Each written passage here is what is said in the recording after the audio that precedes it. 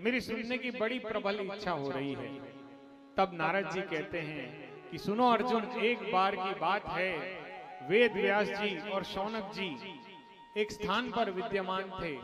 तब शौनक जी ने भी यही सवाल वेद व्यास जी से पूछा था कि कलयुग में श्याम बाबा का बोलबाला क्यों होगा। देखिए, आज मैं आपको ऐसी बात बताने जा रहा हूं जो सुनने और समझने योग्य है। जो मेरे बाबा श्याम हैं, इनका ये पहले देवता थे। इनका नाम था सूर्यवर्षा। क्या नाम था इनका? सूर्यवर्षा। और इन्हें ब्रह्मा जी ने श्राप दिया था।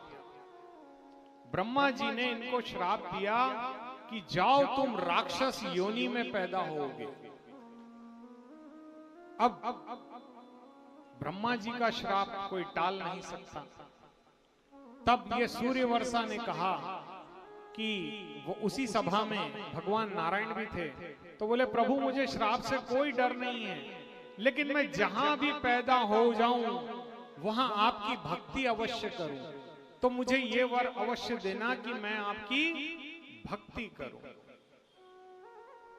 तो जैसे ही उन्होंने सुना, नारायण भगवान ने आशीर्वाद दिया कि भले ही तुम राक्षस कुल में उत्पन्न होगे, परंतु तुम पर सदा मेरी कृपा रहेगी। तुम मेरे ऐसे भक्त बनोगे जो इस दुनिया में कोई और नहीं रहेगा। देखिए, सबसे बड़े भक्त इस पृथ्वी पर आज भी विद्यमान है। कोई बोल सकता है उनका नाम क्या है? वाह, दीदी के लिए जोरदार ताली। देखो, हनुमान एक ऐसे भक्त हुए जो आज भी अजर और अमर है। त्रेता युग में रामलीला समाप्त हुई, उसके बाद द्वापर आया और अब चल रहा है कलयुग। और कलयुग के अंत तक वीर बजरंगी जी इस धराधाम पर विद्यमान रहेंगे और भक्ति का लोप ना हो, इस बात का ध्यान रखेंगे। राम काज में सबसे बड़ा योगदान किसने दिया है? मेरे वीर बजरंग बली ने दिया है। मानते हैं ना आप लोग? लेकिन क्या बजरंग बली को राम जी ने अपना नाम दिया है? नहीं दिया। उन्हें राम भक्त हनुमान कहा गया है। क्या कहा गया है? राम भक्त हनुमान। लेकिन उन्हें राम जी ने अपना नाम नहीं दिया। प्रहलाद ये भी बहुत बड़े भक्त थे सतयुग के। मेरे गोविंद की ऐसी भक्ति की उन्होंने कि हिरण्यकश्यपु अपने पिता को भी उन्होंने त्याग दिया। किसके लिए? धर्म के लिए, धर्म की स्थापना के लिए।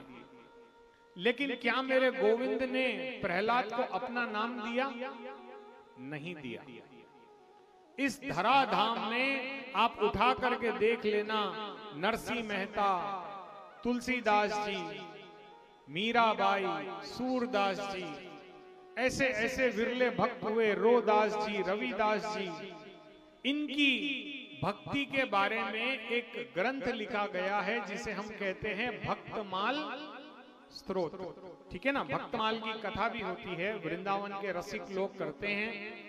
इसमें केवल भक्तों के बारे में ही बताया गया है कि किस किस भक्त ने कैसी कैसी भक्ति की और उन्हें क्या प्राप्त हुआ, ये बताया गया। और भक्ति में जो आनंद इन सभी को प्राप्त हुआ था, आज कलयुग में हमें वो सुख, वो संसाधन कैसे प्राप्त हो, ये एक बहुत बड़ा विषय था। तो देखिए, भगवान राम के अनन्य भक्त हनुमान जी होने के बाद भी उन्हें राम का नाम नहीं मिला। परंतु बर्बरीक जी ने जो तपश्चर्य किया, जो 3 बाण ऐसे हासिल किए कि जिसका जवाब मेरे गोविंद के पास भी नहीं था, और इन्होंने अपने शीश का दान मेरे भगवान गोविंद को समर्पित किया। बोल शीश के दानी की